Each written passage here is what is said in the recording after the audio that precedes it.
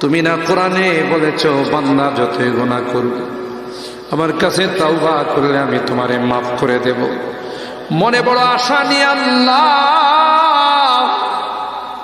তোমার শাহী দরবারে ভিক্ষুকের মতো হাত বাড়াইলাম।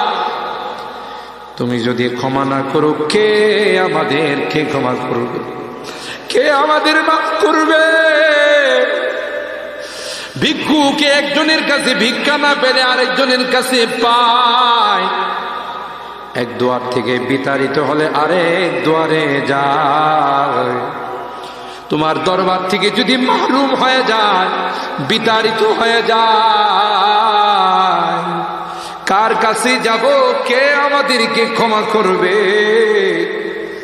মালিক রে, কাঙ্গালের মতো হাত বাড়াইলাম, তাওবা করতেছি, আর জীবনে কোনোদিন নামাজ ছাড়ব না, আর জীবনে কোনো গুনাহ করব না,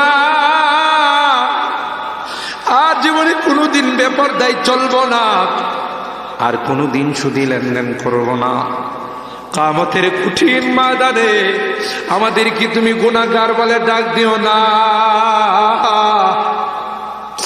সূরা ইয়াসিনের মধ্যে পড়েছি, আল্লাহ গুনাহগারদেরকে তুমি গুনাহগার বলে ডাক দিবে, আর বলবে এ পাপাচারের দলেরা, এ পাপিষ্টের দলেরা, আমার নেককার বান্দাদের থেকে আলাদা হয়ে যা। ওই দিন যদি আমাদেরকে নাম ধরে ধরে তুমি ডাক দাও, তোমার সমস্ত নবীদের সামনে লজ্জা পাবো। মালিক রে, আজকে হরিনাদি মাদ্রাসা আবু বকর সিদ্দিক রাদিয়াল্লাহু তাআলা আনহুর নামে মাদ্রাসা তোমার ঘরের সামনে বসে তাওবা করতেছি, আর জীবনে কোনো গুনাহ করব না, আর জীবনে কোনো নাফরমানি করব না। মেহেরবানি করে আমাদের তাওবাগুলোকে কবুল করে নাও ইয়া রাব্বাল আলামিন। এই মাদ্রাসাকে কবুল করে নাও, মাদ্রাসার যত জরুরত আছে গায়বী খাজানা থেকে পূরণ করে দাও। মালিক রে, ছাত্র উস্তাদ এলাকাবাসী কমিটিকে তুমি কবুল করে নাও ইয়া রাব্বাল আলামিন। আল্লাহ, এই মাদ্রাসার কাজে হাত দিবে তোমার কুদরতি খাজানা থেকে কাজটা পূরণ করে দিও। আমি মুসাফির চাইছি আল্লাহ, 3 দিন ব্যাপী কোরআনের তাফসীর শোনার পর একটা মানুষও যায় না।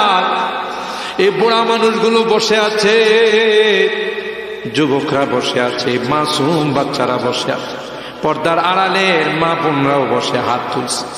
মালিক রে, আমার এই বুড়া বাবাদেরকে আবু বকরের মতো বানাই দিও, যুবকদেরকে জান্নাতি যুবক বানাই দিও,